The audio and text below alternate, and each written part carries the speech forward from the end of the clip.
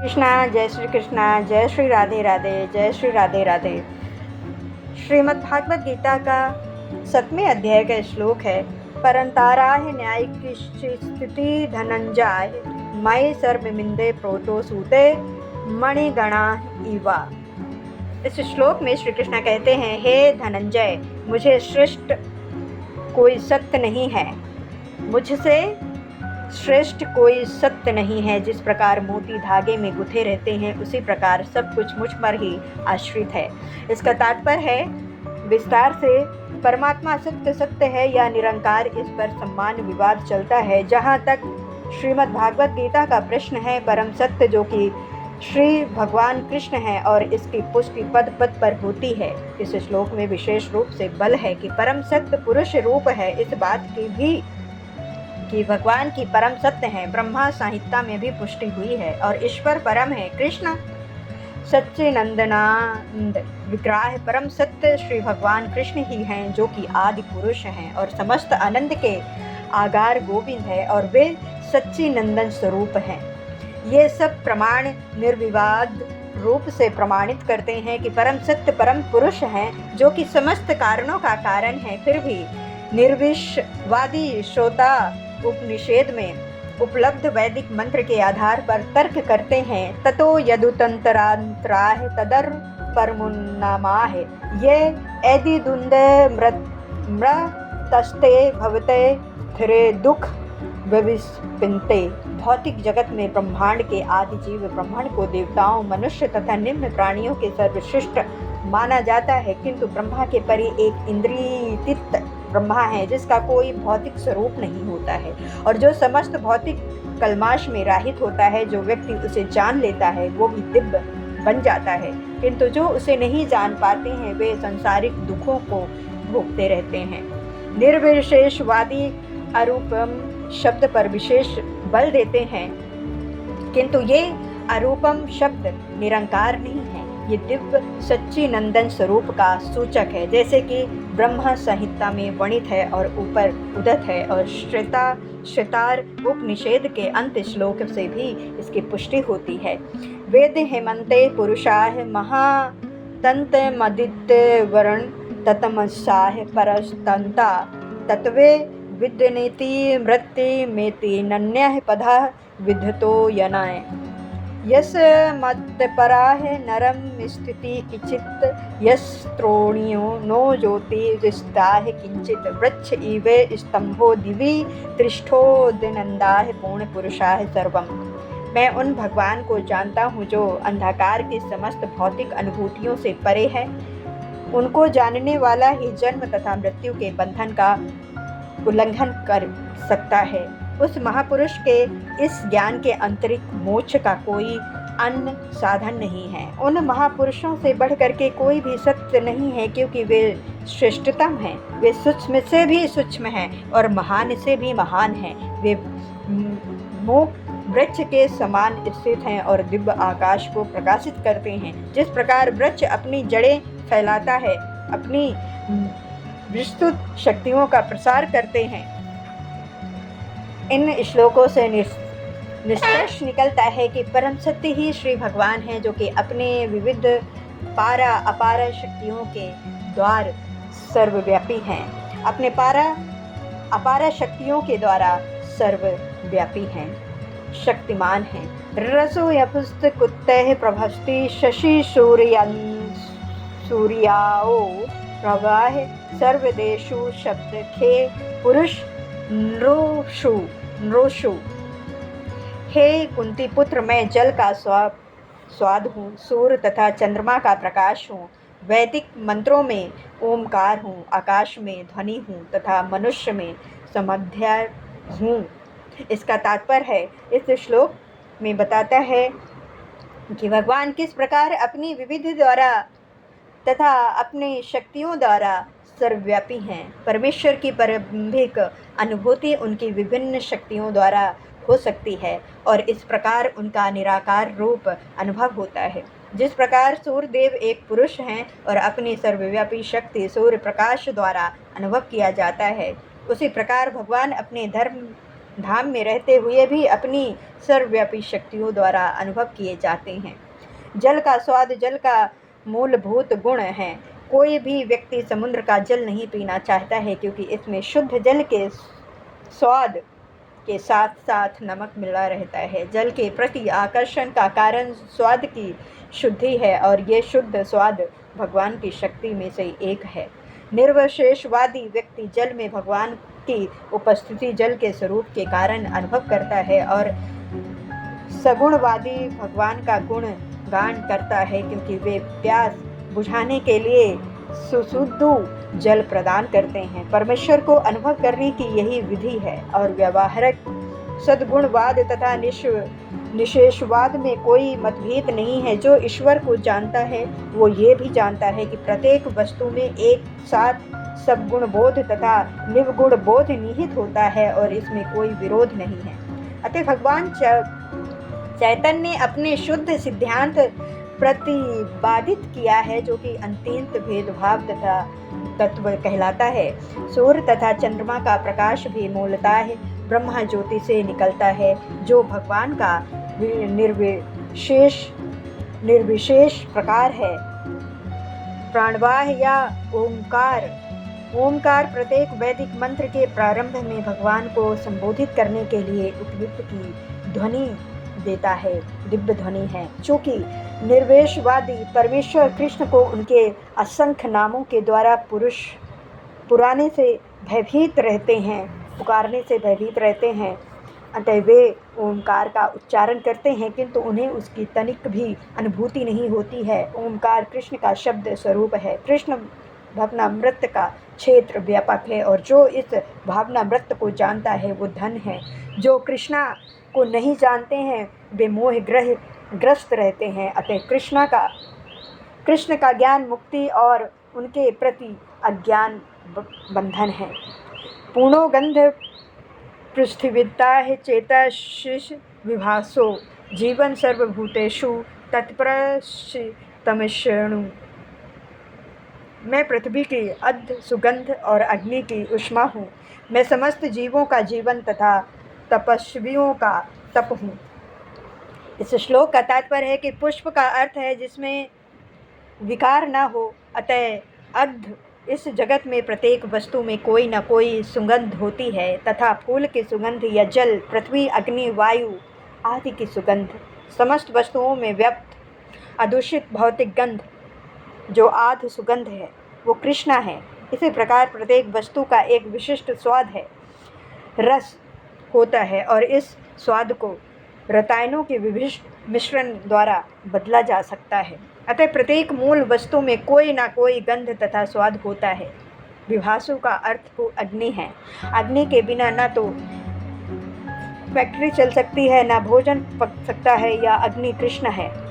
अग्नि का तेज उषा भी कृष्ण ही है। वैदिक चिकित्सा के अनुसार कुपच का कारण पेट से अग्नि की मंदता है, अतः पाचन तक के लिए अग्नि आवश्यक है। और कृष्ण भवनामृत में हम इस बात से अवगत होते हैं कि पृथ्वी, जल, अग्नि, वायु तथा प्रत्येक प्रतिक्रिया तत्व, सारे रसायन तथा सारे भौतिक तत्व कृष्णा के कारण हैं, और मनुष्य की आयु भी कृष्णा के कारण है। अतः कृष्ण की कृपा से ही मनुष्य अपने को दीर्घ आयु या कल्पजीवी बना सकता है। अतः कृष्ण भवनामृत के प्रत्येक क्षेत्र में सक्रिय रहता है। बीजाहि मां सर्वभूतानां विद्धि प्रदाय सनातनम बुद्धि ममता मिश्र तेजस्वी वनमहम्।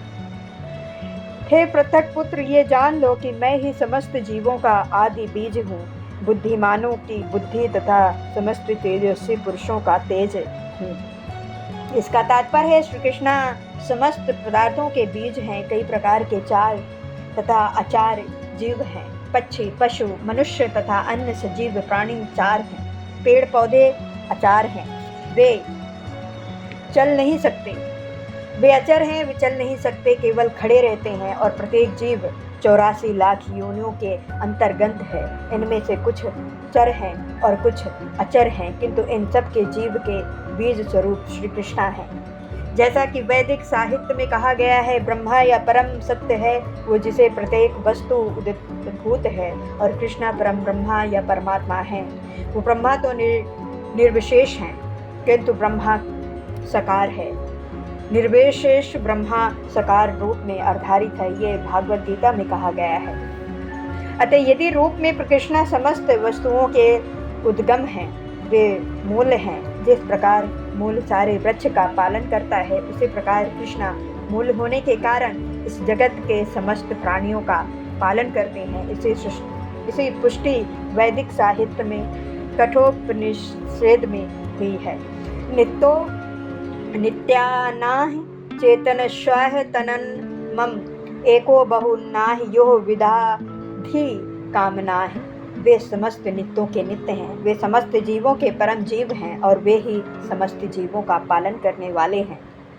मनुष्य बुद्धि के बिना कुछ नहीं कर सकता है, और कृष्ण भी कहते हैं कि मैं ही समस्त बुद्धि का मूल हूँ। जब तक मनुष्य बुद्धिमान नहीं होता है, वो भगवान कृष्ण को नहीं समझ सकता है। बल बलवत्ता चाहे कर्म गाविदिजितम धर्म विरुद्धो भूतेषु कर्मोस्ति परम परतेशाब।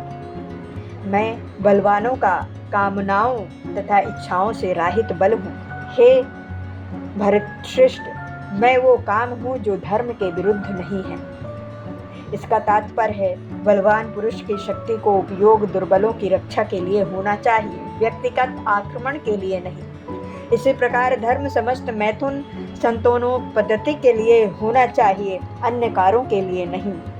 अतः माता पिता का उदार दायित्व है कि वे अपनी संतान को कृष्णा भगनावाहित बनाएं। ये चेतना सत्विका भाव रजस मस्तश्चाह मते एवि तंदविता है न तवे तेषु ते यमि। तुम जान लो कि मेरी शक्ति द्वारा सारे गुण प्रकट होते हैं, चाहे वे सद्गुण हो, रजोगुण हो या तमोगुण हो।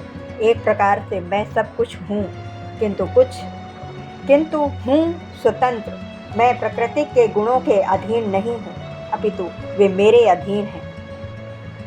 संसार के सारे भौतिक कार्यकलाप प्रकृति के गुणों के अधीन संपन्न होते हैं। यद्यपि प्रकृति के गुण परमेश्वर कृष्ण से उद्भूत हैं, किंतु भगवान उनके अधीन नहीं होते। उदाहरणार्थ, राज्य के नियम अनुसार कोई दंडित हो सकता है, किंतु नियम बनाने वाला राजा उस नियम के अधीन नहीं होता है। इसी तरह प्रकृति के सभी गुण सत्तो रजो तथा तमोगुण भगवान कृष्ण से उद्भूत हैं, किंतु कृष्णा प्रकृति के अधीन नहीं है, इसीलिए वे निर्गुण हैं। इसका तात्पर्य है कि वे सभी गुणों के उद्भूत हैं, किंतु वे उन्हें प्रभावित नहीं करते हैं। ये भगवान का विशेष लक्षण है। त्रिभुगुणा में भय भव रंभि समेद्धि जगत मोहिति न विजनाति ममो भाय परम व्यायम। तीन गुणों सतो रजो तथा तमो के द्वारा मोहग्रस्त ये सारा संसार मुझ गुणातीत तथा अविनाशी को नहीं जान सकता।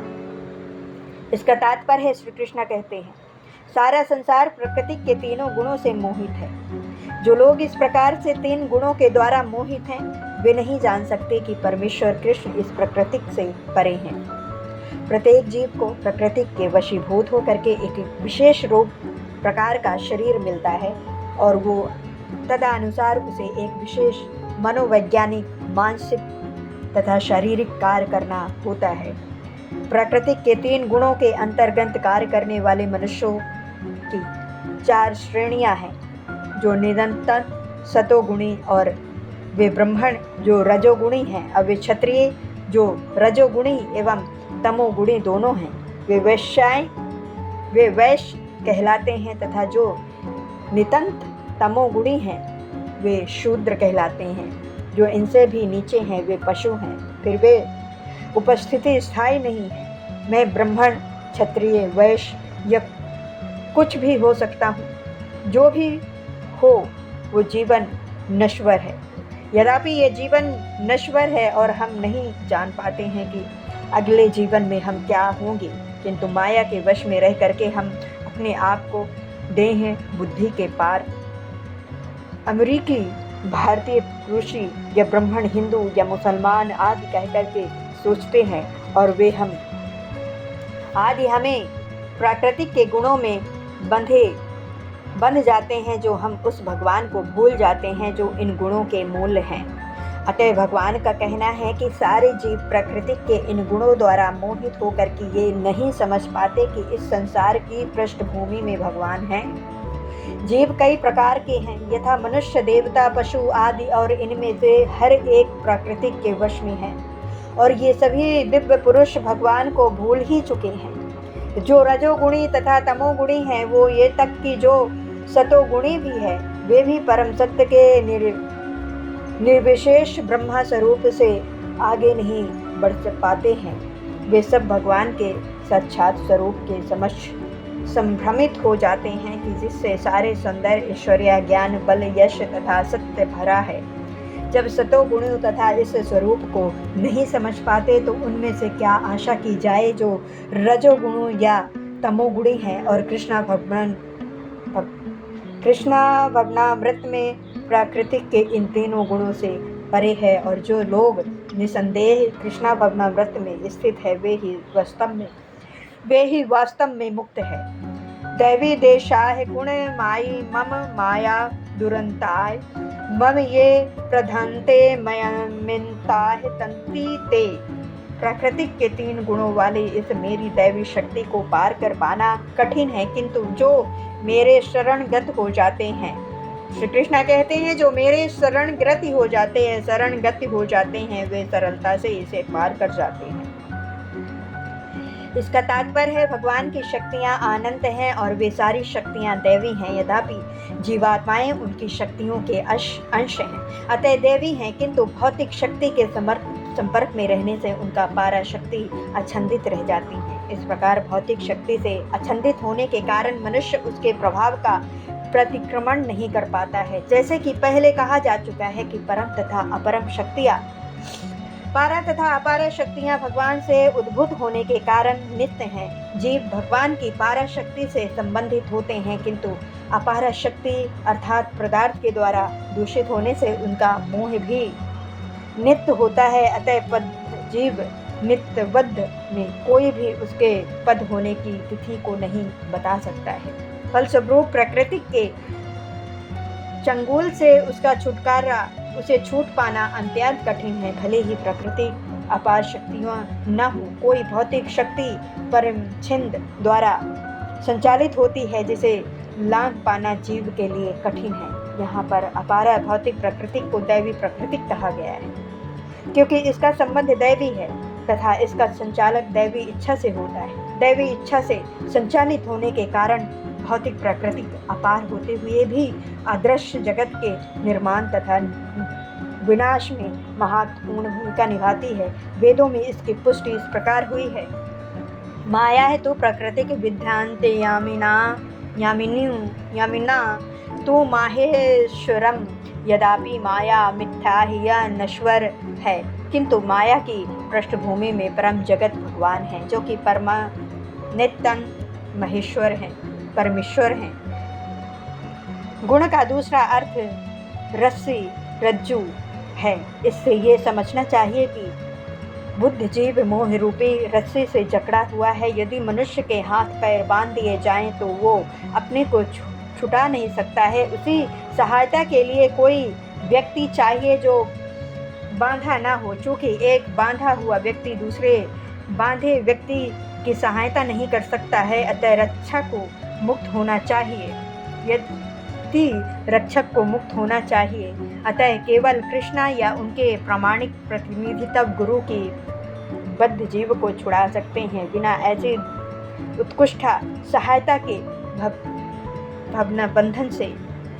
बंधन से छुटकारा नहीं मिल सकता है। भक्ति या कृष्णा भवनामृत इस प्रकार के छुटकारे में सहायक हो सकता है। कृष्णा माया के अधिश्राय होने के नाते इस दुर्लभ शक्ति को आदेश दे सकते हैं कि बुद्धि जीव को छोड़ दे।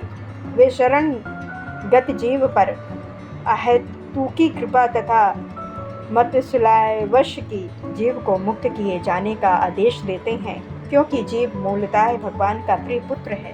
अतः निष्ठुर माया के बंधन से मुक्ति होने का एकमात्र साधन है भगवान के चरण कमलों को शरण ग्रहण करना। ममे पद भी अत्यंत सार्थक है। मम का अर्थ है एकमात्र कृष्ण